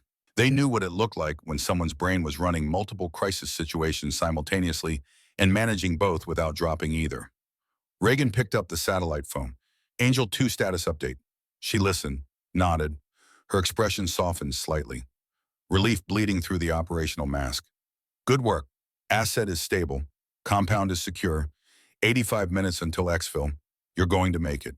She paused, listened to Angel 2's response. The fear in the younger operator's voice. The relief at hearing Angel 7's calm authority cutting through the chaos. Yes, I'm sure you're going to make it. Because I trained you, and my training doesn't fail unless you panic.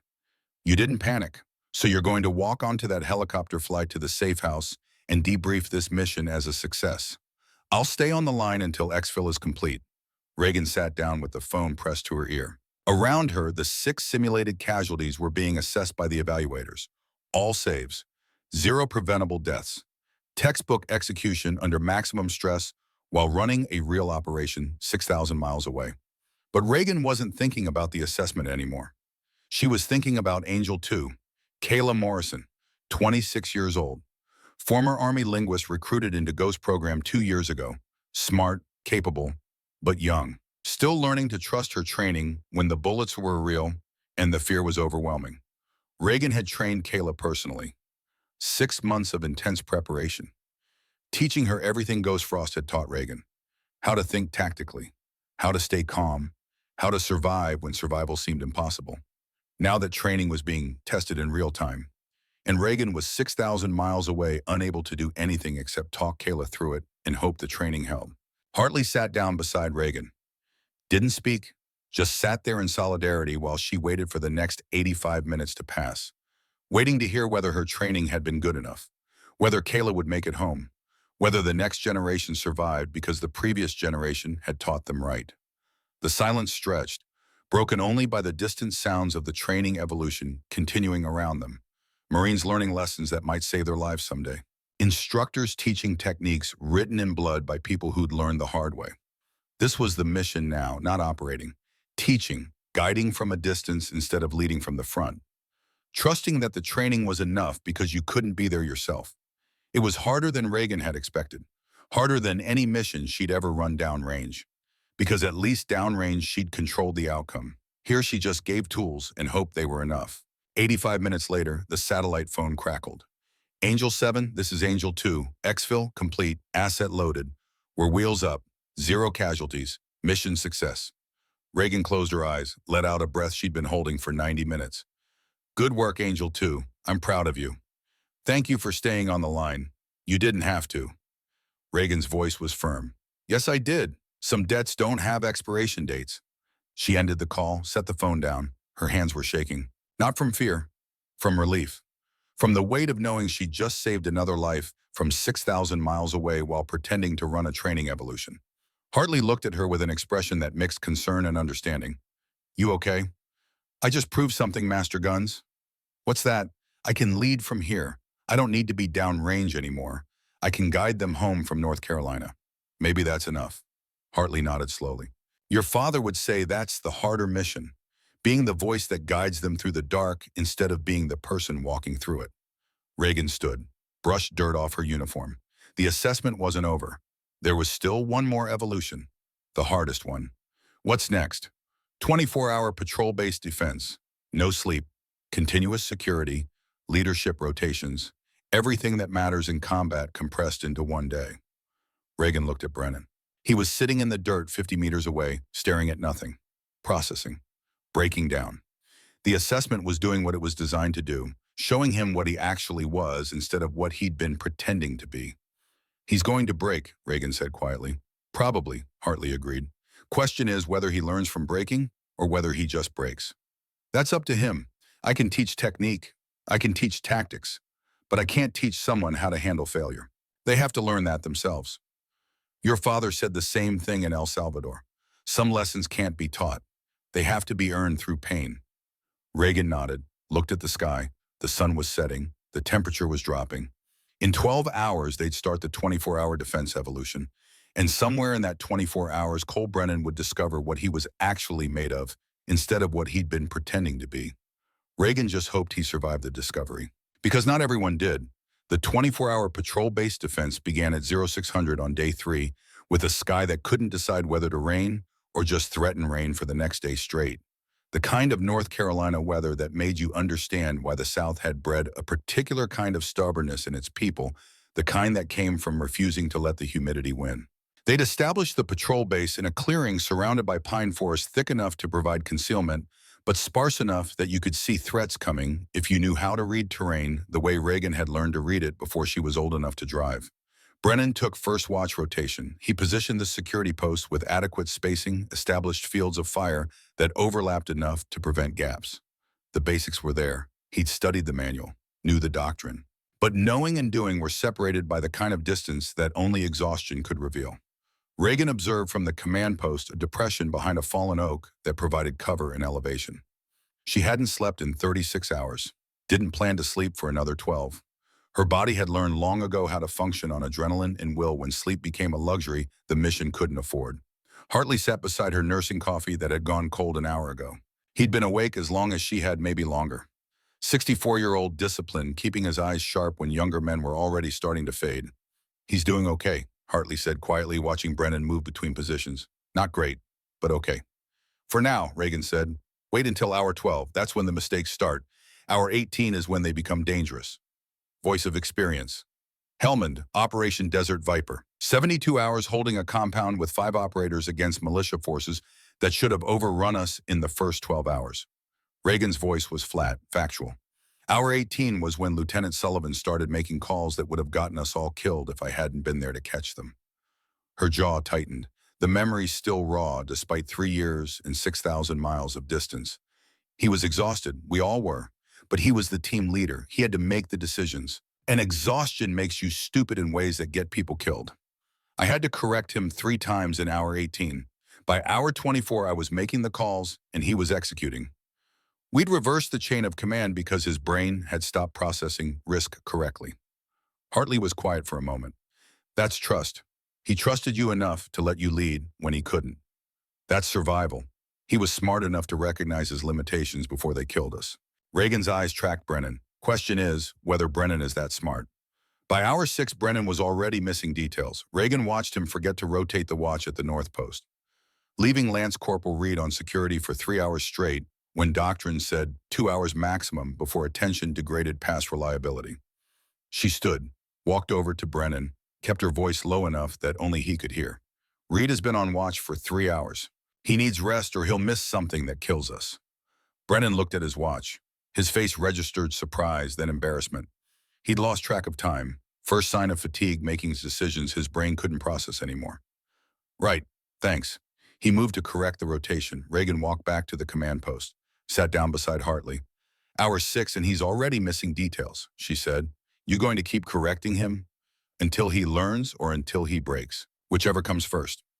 Hour 12 brought more mistakes. Brennan forgot to pre-position casualty equipment, leaving the aid bags in the command post instead of at each fighting position where they'd be accessible under fire. Reagan moved them herself, redistributing the equipment, while Brennan was checking the south perimeter. When he returned, he noticed the bags had moved, but didn't say anything. Pride or exhaustion, or maybe both, keeping his mouth shut. Hour 15 brought the first near disaster. Brennan wanted to send a 2-man patrol to check a suspected observation post without conducting a communications check first. Reagan intercepted him before he could give the order. Comms check before movement, she said. If they hit trouble, we need to hear it. Brennan nodded, ran the comms check, discovered that one of the radios had a dead battery. If the patrol had gone out, they'd have been operating without reliable communication.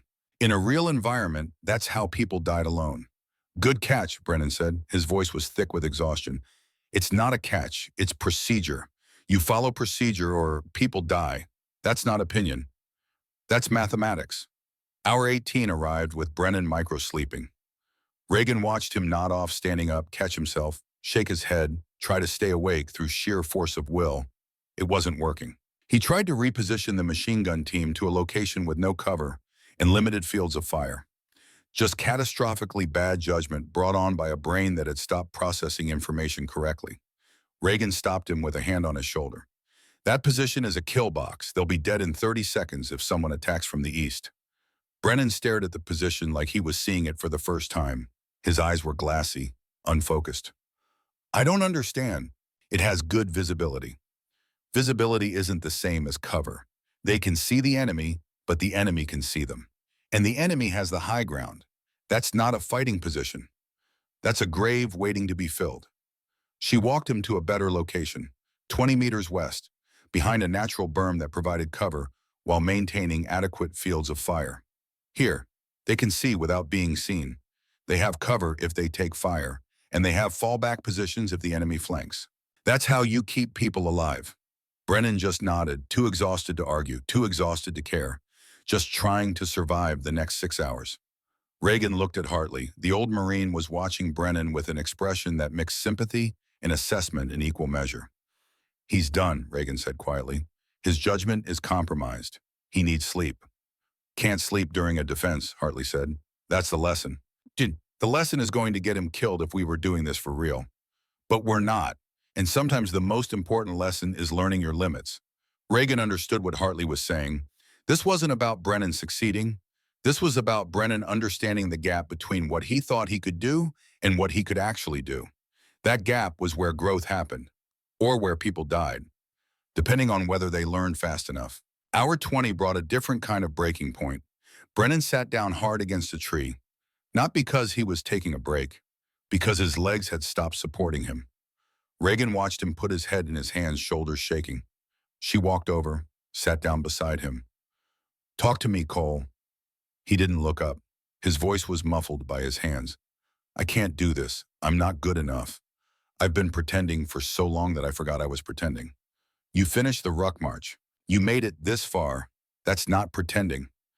I finished because I refused to quit, not because I was good at it. There's a difference. Reagan was quiet for a moment. Yes, there is, and recognizing that difference is the first step toward actually becoming good. Brennan looked up. His eyes were red, exhausted. My whole life I've been trying to be my brother Ethan, Marine Raider, everything I wanted to be. I joined the Marines to honor my father's legacy. But I didn't know what that legacy actually was. I just knew he died and I needed to make it mean something. Your father's legacy isn't about being perfect. It's about surviving long enough to learn from your mistakes. How do you know? Because I saved his life in Kuwait, and the reason he needed saving was because he'd made a mistake. positioned his unit where friendly air support mistook them for enemy. That mistake should have killed him. Instead, it taught him. And he lived 2 more years because of it. Brennan was quiet, processing. I found a photo in his effects, a group of Marines in Kuwait. One face was blurred. There was a note on the back. Angel saved us. Never learned who she was. Reagan nodded. That was me. I was 17. Your father was 26. I held pressure on his chest wound for 40 minutes until medevac arrived. He survived because he was strong enough to endure the treatment and lucky enough to get help in time. And 33 years later, I shoved you in a mess hall and told you to go home. Yes, you did. Brennan's voice broke. I'm so sorry. I didn't know. I didn't understand. You couldn't have known. The operation was classified. I was never supposed to exist. Your father never knew who treated him. He just knew he survived. Master Gunn said his last words were, "Tell my son I tried to be brave." He felt shame about the friendly fire. Reagan's voice was firm. Your father didn't fail Cole. He survived friendly fire, got his men to cover, maintain security while wounded. That's not failure. That's heroism under the worst circumstances imaginable. She paused, let the words sink in. And now you get to decide what you do with that knowledge. You can let it break you or you can let it teach you. Your choice. Before Brennan could respond, a voice called from the edge of the patrol base. Cole. Reagan turned. A Marine in Raider uniform walked toward them. Late 20s. Same jawline as Cole, but with the relaxed confidence that came from having nothing left to prove. Ethan Brennan. He stopped in front of his brother, looked at Reagan. Petty Officer Frost. Captain Cole told me you're the operator who saved our father in Kuwait. Reagan stood, nodded. Corporal Brennan. Ethan turned to Cole. I got your message. About what happened, about what you've been learning. Cole met his brother's eyes. I've been trying to be you instead of being me. I know, that's why I'm here. Ethan's voice was firm, but not unkind. To tell you that you don't need to be me. You need to find out what Cole Brennan is actually good at, not what he thinks he should be. He glanced at Reagan. Sounds like you're getting a chance to learn from someone who can teach you. Don't waste it. Ethan extended his hand to Cole. They shook. Brothers separated by achievement, but connected by blood and the weight of a father neither had really known. Raiders isn't the only path to being a good Marine, Ethan said. Sometimes the best Marines are the ones who learn to teach instead of just fight. Think about it. He shook Reagan's hand, nodded to Hartley, then walked away, leaving his brother standing a little straighter. Cole looked at Reagan. He's right. I've been chasing his shadow instead of finding my own light. And then stop chasing. Start building. Hour 24 arrived with dawn breaking over North Carolina pine forest. The sky had decided not to rain after all. Just another empty threat from weather that understood the patrol base had endured worse than precipitation. Hartley called index. The evolution was complete. 4 Marines were still functional. Brennan was one of them, but barely. Hanging on through sheer stubborn refusal to quit, even though his decision-making had failed hours ago. 2 others had maintained adequate performance. 1 had excelled. Reagan looked ready to continue indefinitely. Like this was just a training exercise.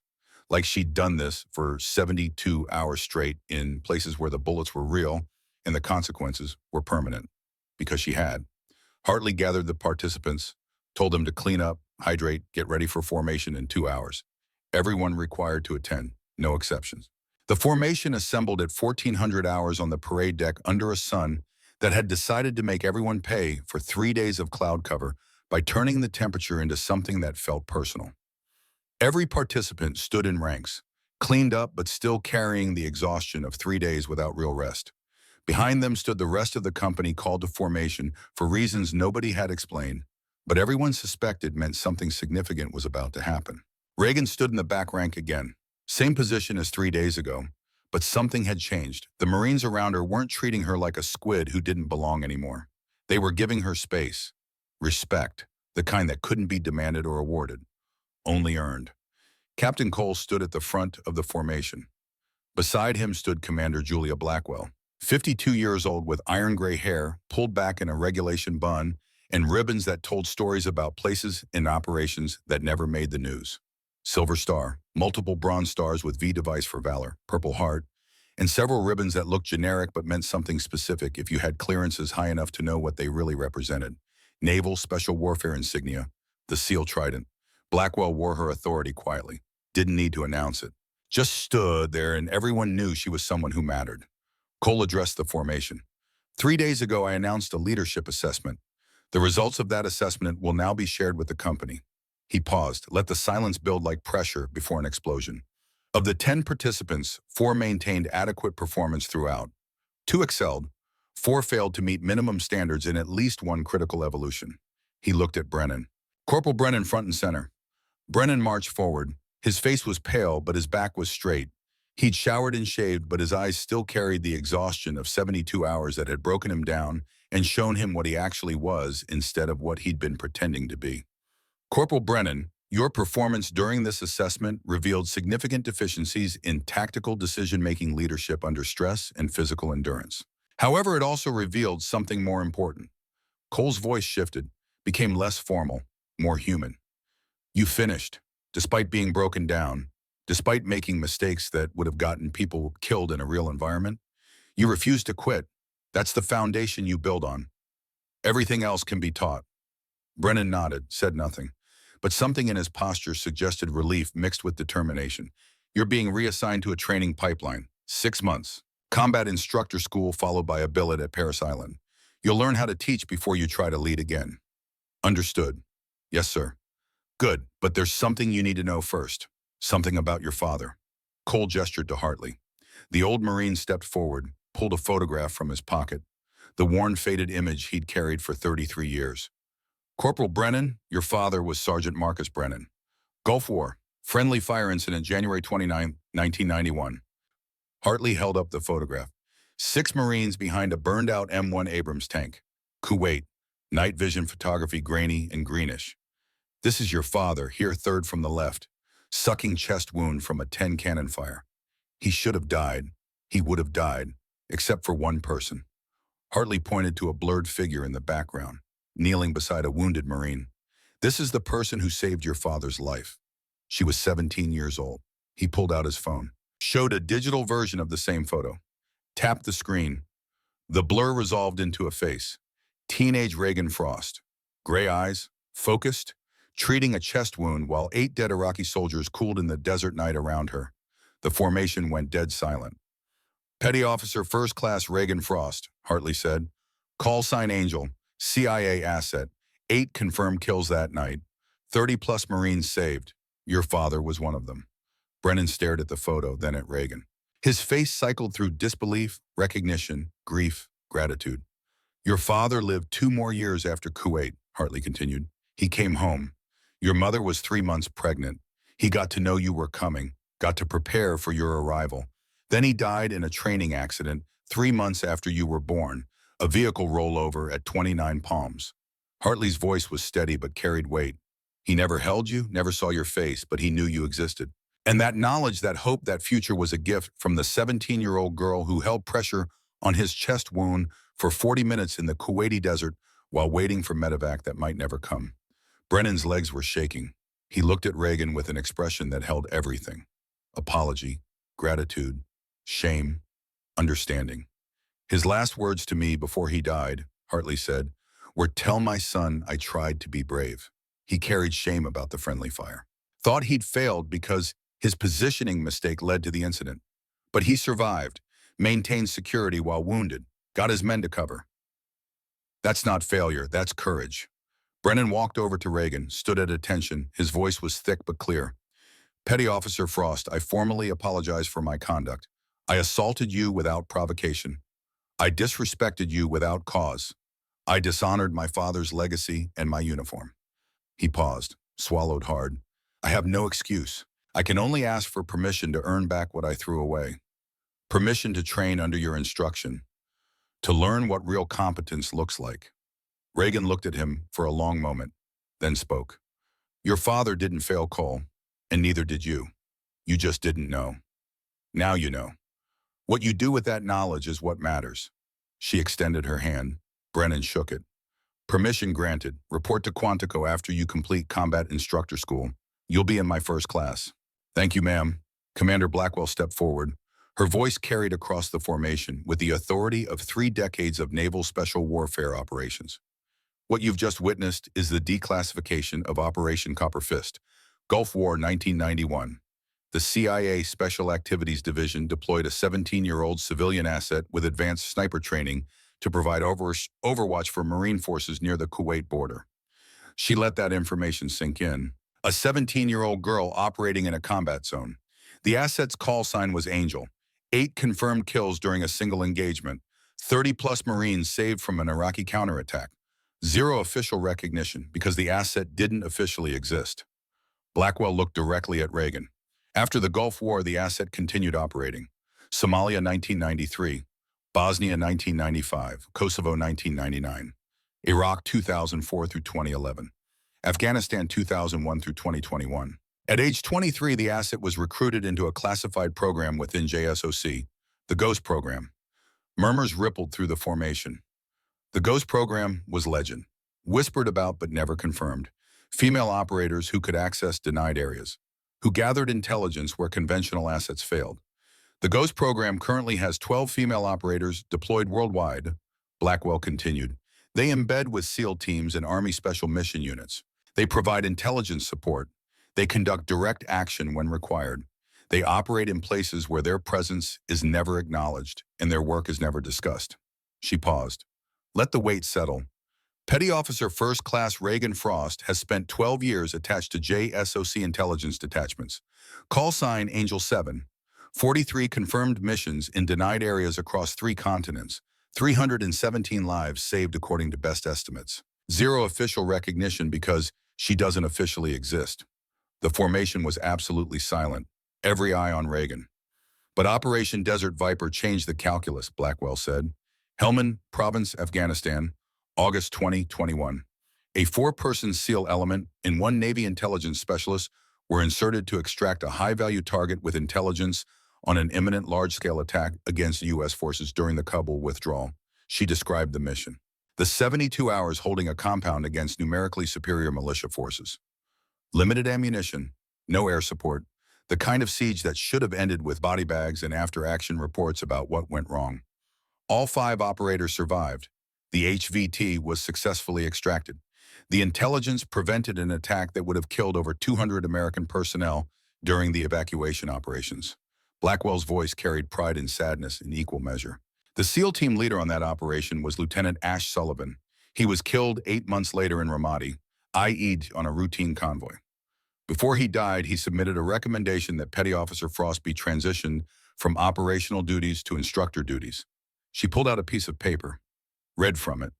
Lieutenant Sullivan wrote, and I quote, "Petty Officer Frost has given enough. She's carried the weight of operations that don't exist and paid the cost of survival that never gets acknowledged. Now let her teach others so they can give less and survive more. She's earned the right to stop being a weapon. Let her become a teacher. That's the harder mission and the one she's ready for."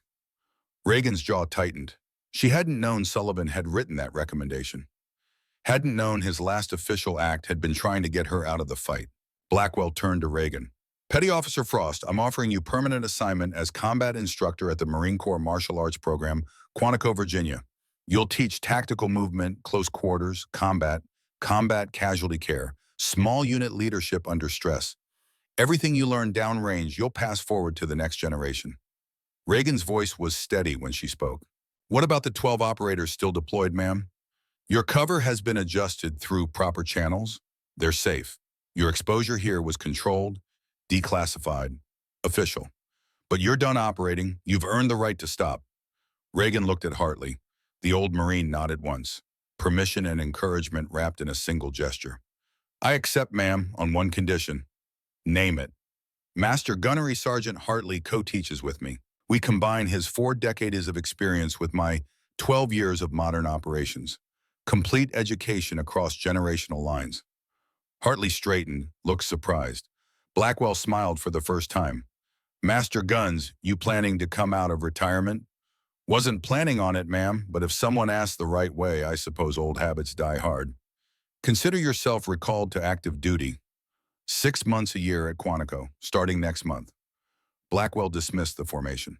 The Marines scattered, but the participants remained. Brennan stood there holding the photograph of his father like it was the most valuable thing in the world. Staff Sergeant Hayes approached Reagan, extended his hand. "Mogadishu 1993, I never properly thanked you. Thank you for my life, ma'am. Thank you for every day I got after that market. Reagan shook his hand. Pass it forward, Sergeant. Teach others to survive. That's how you honor those 3 shots. Hayes nodded, walked away with purpose in his step. A 30-year debt acknowledged and transformed into mission. Hartley approached Reagan and Blackwell. We need to talk about Phoenix, he said quietly. Blackwell nodded. I've arranged transport. You leave tomorrow morning. Ghost Frost is having more bad days than good days now. The dementia is progressive. If you're going to see him while he still has lucid periods, it needs to be soon. Reagan's jaw tightened. How bad? Yesterday he thought it was 1987. This morning he had a lucid period, remembered everything. By afternoon he'd forgotten again. The windows are getting shorter. Does he know I'm coming? I called the facility this morning during his lucid period. He remembers you, remembers your career, asked if you'd figured out how to stop being a weapon yet. I told him you were working on it. Reagan nodded. Then we go tomorrow. The VIA hospital in Phoenix, set on the edge of the desert like a monument to the cost of service that outlasted the wars. Single-story buildings connected by covered walkways that provided shade from a sun that had stopped apologizing for the heat sometime around 1950. Reagan and Hartley arrived at 0800 hours. The air already carried the weight of a 100-degree day building toward 110.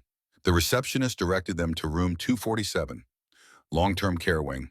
The hallway smelled like industrial cleaner, fighting a losing battle against the particular odor of age and medical necessity.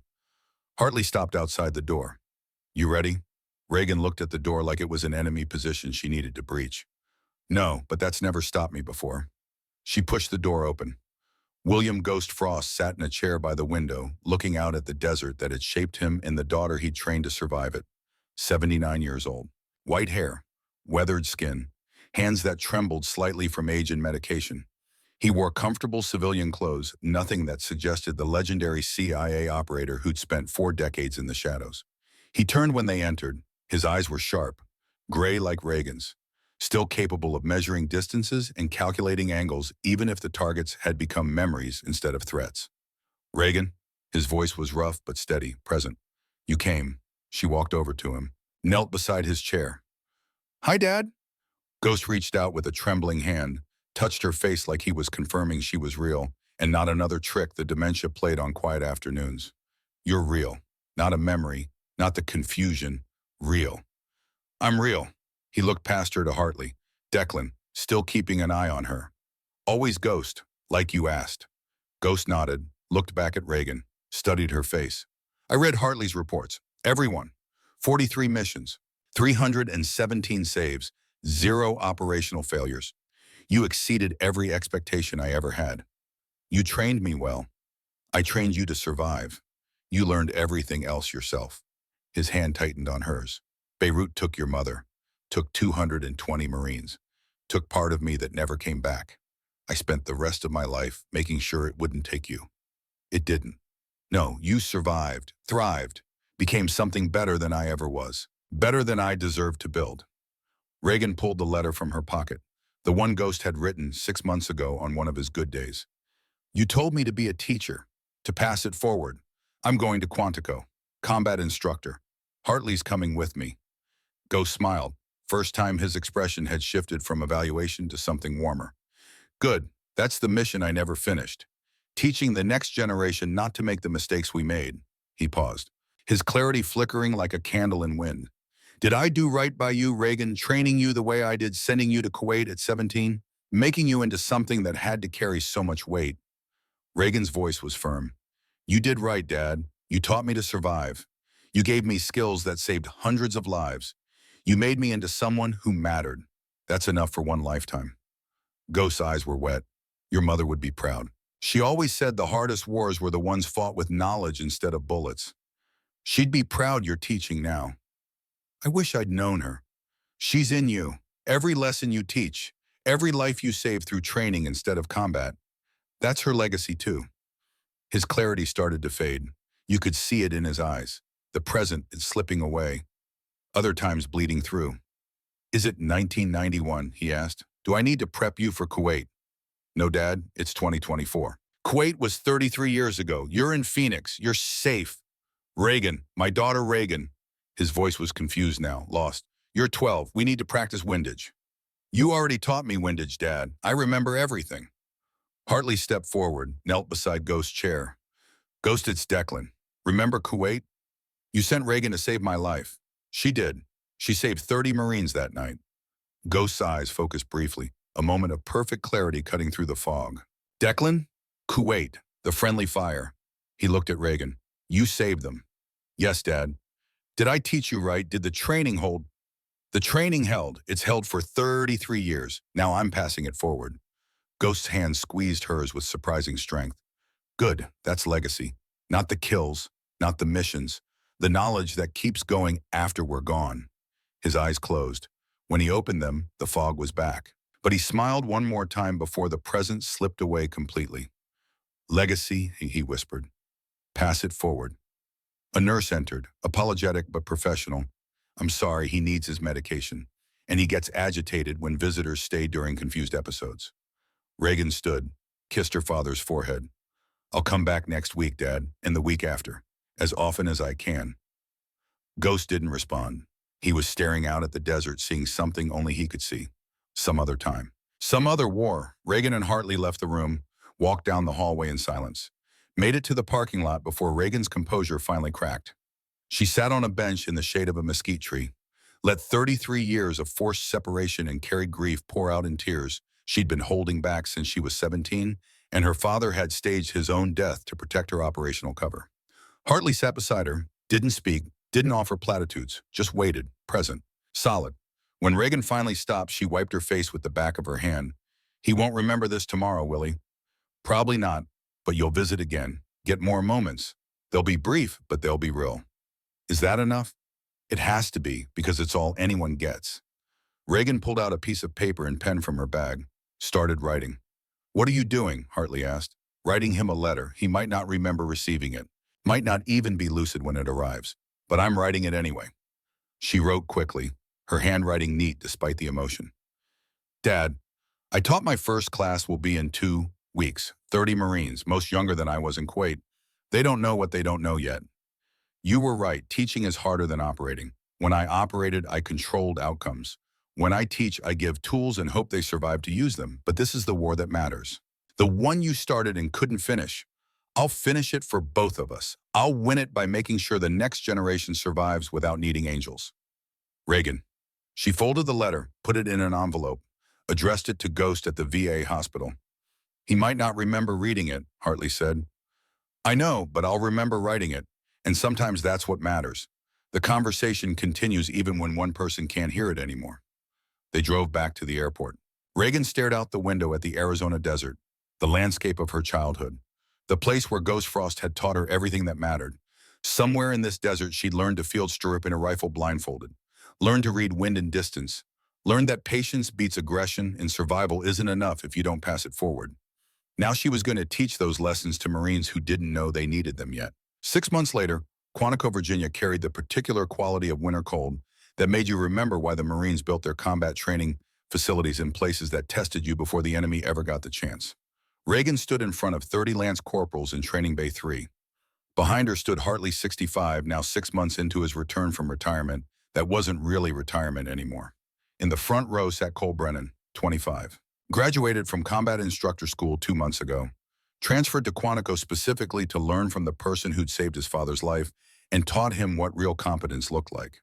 I'm Reagan Frost, she said. Her voice carried across the training bay without effort. I've spent 12 years doing work I can't discuss in places I can't name. I'm here to teach you to survive, not to kill. Anyone can kill. Survival takes skill, she gestured to Hartley. This is Master Gunnery Sergeant Declan Hartley.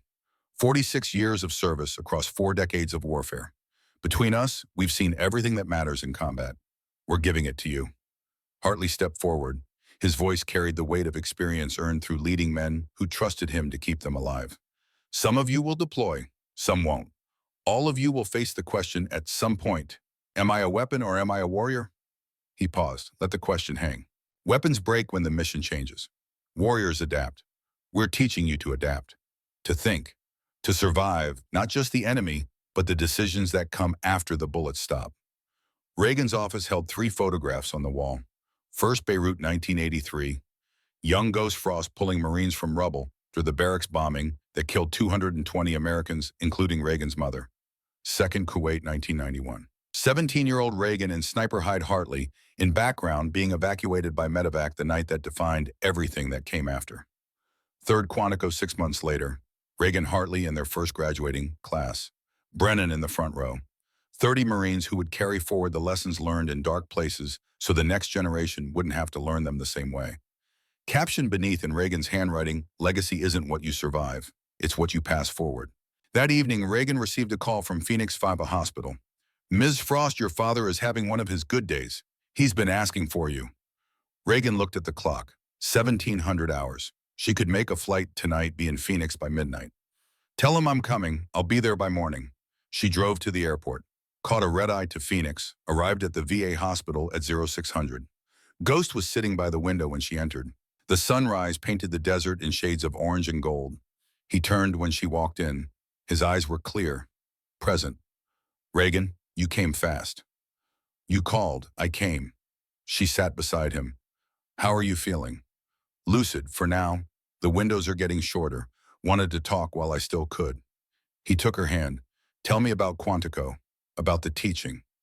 So she did. She told him about the 30 Lance Corporals learning tactical movement and combat casualty care, about Brennan's transformation from gym warrior to dedicated student, about the combination of Hartley's 4 decades and her 12 years creating something neither could build alone. Ghost listened to every word. His hand held hers with strength that surprised her. When she finished, he was quiet for a moment. "Your mother would be proud. She believed the hardest wars were fought with knowledge instead of bullets. She'd be proud you're fighting that war now." I wish I'd known her. "She's in every lesson you teach. Every Marine who survives because you train them right. That's her legacy.